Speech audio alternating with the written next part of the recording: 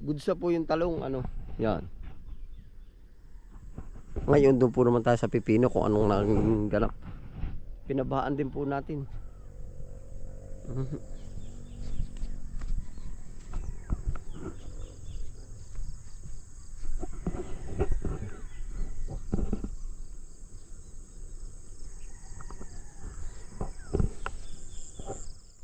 Yun po yung ating lakatan, no.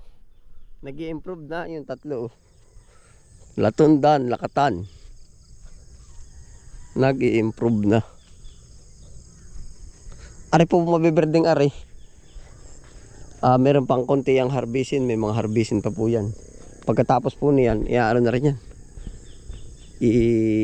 Gaganito na. Naka land prep na. Para pag makapal na po yung mga punla, ibababa na lang, iwawayak o kabilaan. Panalo na rin yung spinach. Pwede na yun, 2 days, pwede na. Ari po, din naman tayo sa pipinuhan, no. Tayo hindi po makapag-vlog pa ng pipino harvest ay pero lagi po namang may harvest, hindi ko lang napapablog po. Nung nakaraan ay naka 125 kilo. Yan. Ito na po yung ating pipino. Parang pwede na uli ay Ka-harvest lang kagahapon ay. Gusto po ng buyer, medyo matataba. Yan. Yan ang bilis umakyat ng pagkadilaw.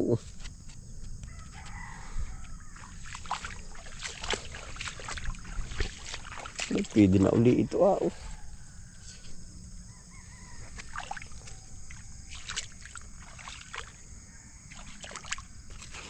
Ano na rin po ang update sa ating pipino. Tatanggalin natin at may mga natirang ano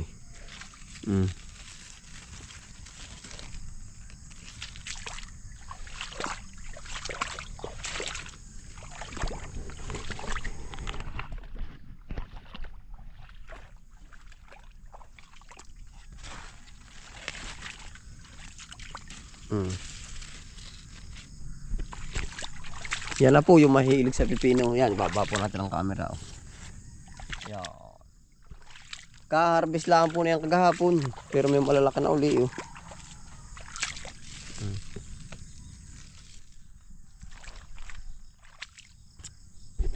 Tanggal na po yung mga dahong madidilaw para bumagal ang pagtaas. Oho. Wow.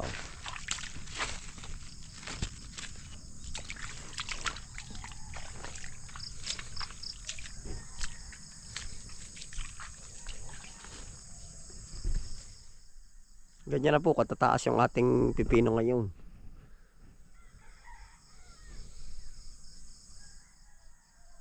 Pagkakapal pa ng bulaklak. Kaya ho sinasagad nating patubigan ay gawa ng minsan po, yan ay ayaw naman ng basang-basa. Ayaw din naman ng tuyong-tuyo. Dapat lagi siyang moist lang. Mamomoisture lang. Para ibigay niya yung magandang bunga po ba.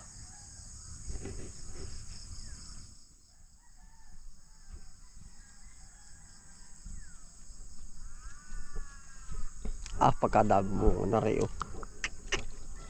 Yan, lintugan. Yan. Ang dami po. Sagad Sagad na sagad.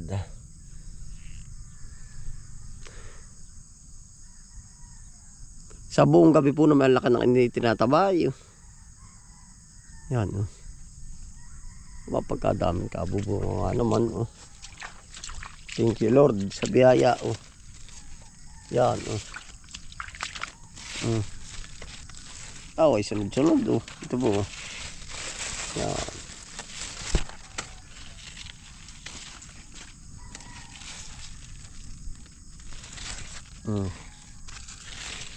Update sa pipino. Dalawa na po ang biyayang natin na tanggap. Magandang presyo, magandang performance po ng halaman. Opo.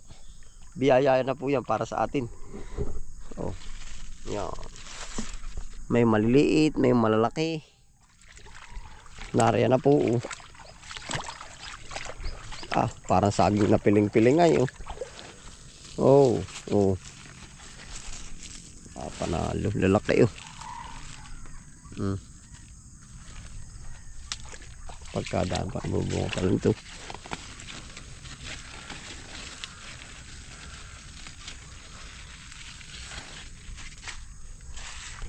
Pinakamataas pala po naming harvest, 125, opo, a day. Pero hindi po kami maka-straight ng harvest at sigun sa order ng buyer. Opo, sasabihin nila, piliin nyo lang malalaki, yan lang muna. Kumbaga 80 kilo, kaya po hindi natin makikitaan na bubulto ng 150. Ay di pagdadalawang araw po yun, tig 75 or tig 100. Pag nabukasan, mas bumibigat pa po. Yan. Kailangan magkakasundo ang buyer at saka farmer. Tapos si buyer, ang susunduin ay yung mga suki. Atin mong tatanggalan na rin.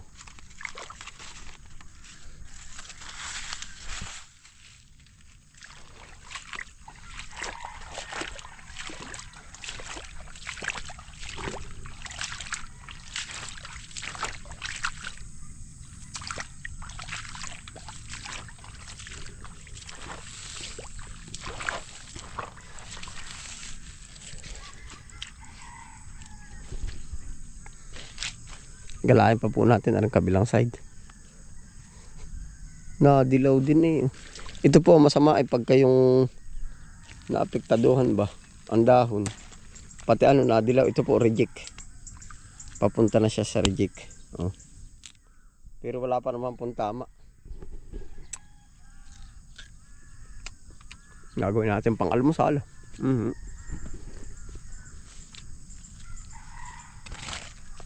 Wala pa po.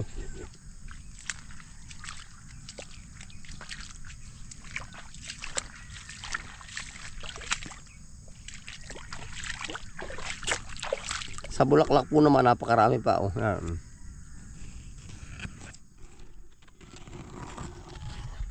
Sunod-sunod.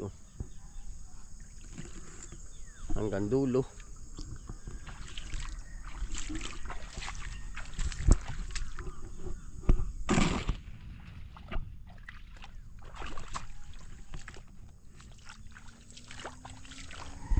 Nakakaalis po ng pagod. Sa totoo lang, pagka ganito lang magaganda po ang halaman. Yan. Ito pa. Dito ka. Tapos po, lahat naka plastic mulch na ang ating pipino ngayon. Baling ka palang bulaklak. Baling kapal. Bawasan natin ang malidilaw.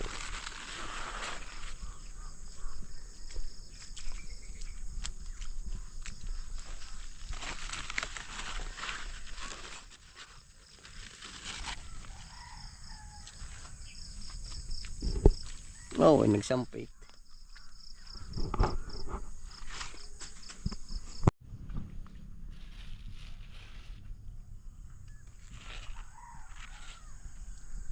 Ito pa po yung mga panunod natin. Ang dami po. Pagka lahat po yung naninilaw na yan ay magiging bunga, pero palagay ko yung magiging bunga. Napakarami pa po ng magiging harvest natin.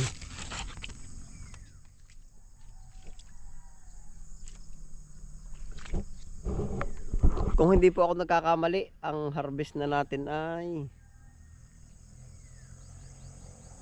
minsan nasa 200 na eh. 200.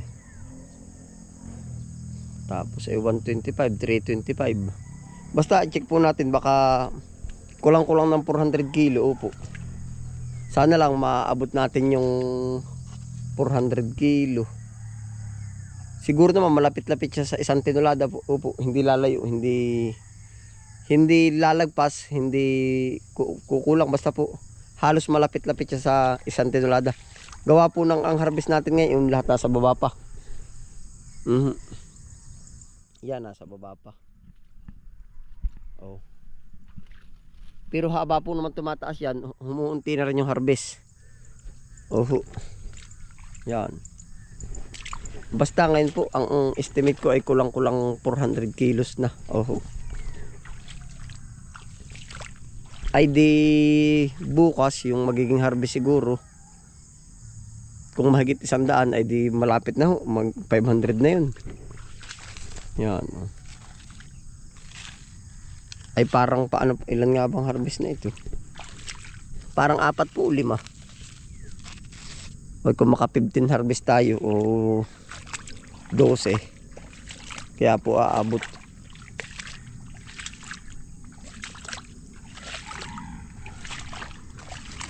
Yan na po. Yan. Meron ding mas higit na nauna po ay. Nasa matataas yan. Ito.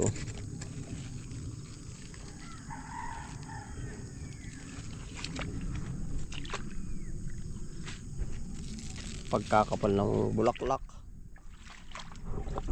Sa bulaklak pala po panalo na.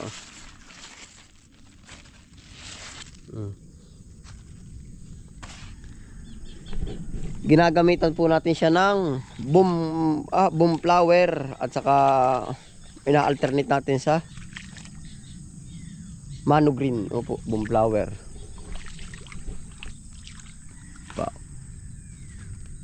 Tapos siya po naman may pakain na. O yan, o, kita niyo po. Awang hula ko almusal o tanghalian yan. O. May pakain na po yan. Yara Winner at saka Triple 14.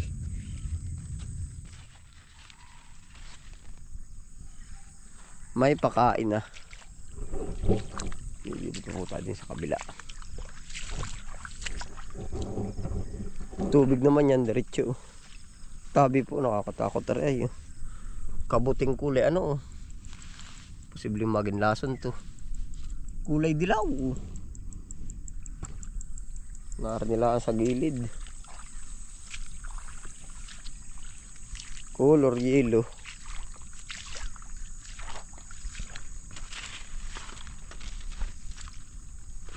Panalo.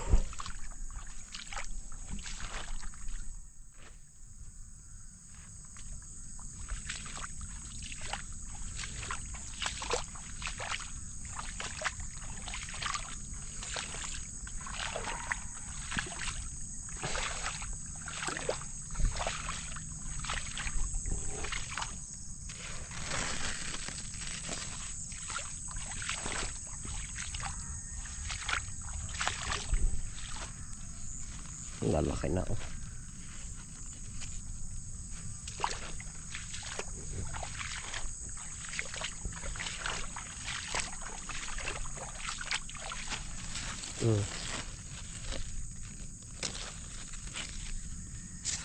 Parang pwede na yun.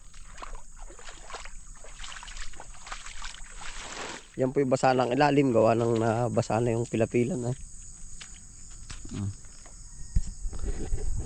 Yan, tayog na po pati. Oh. Hindi natin kayang isang ganun po ba? Isang abutan. Yan na po ang ganap sa ating pipinuhan. Oh.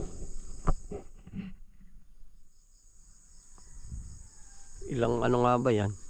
1, 2, 3, 4, 5, 6, 7, 8, 9, 10, 11, 12, 13, 14, 15 ano po? 15 row. Sa trellis, 1, 2, 3, 4, 5, 6, 7, 8, 9, 10. 10. Diyan pala 150 trellis. 150 trellis ay tama nga. 100 isang row po, 100 talabsok nung ano ng tanim po ba? Oh, 100 butas. Ay tama, 1.5 kapuno pala yan. Yan po ay 2 latang pipino. Tapos ay di yung iba nga po ay namatay, di kahuhulip. Ay, pag ako ang estimate, ang natira isang lata na lang. Oh. Yan, ganun po kahirap na magpabuhay ay ng tag-araw. Kaya po ngayon naman di tayo ay makikinabang sa presyo naman at kumbagay tayo po ay sumugal ng tag-init tayo po. Yan na po ang ganap sa ating pipinuhan.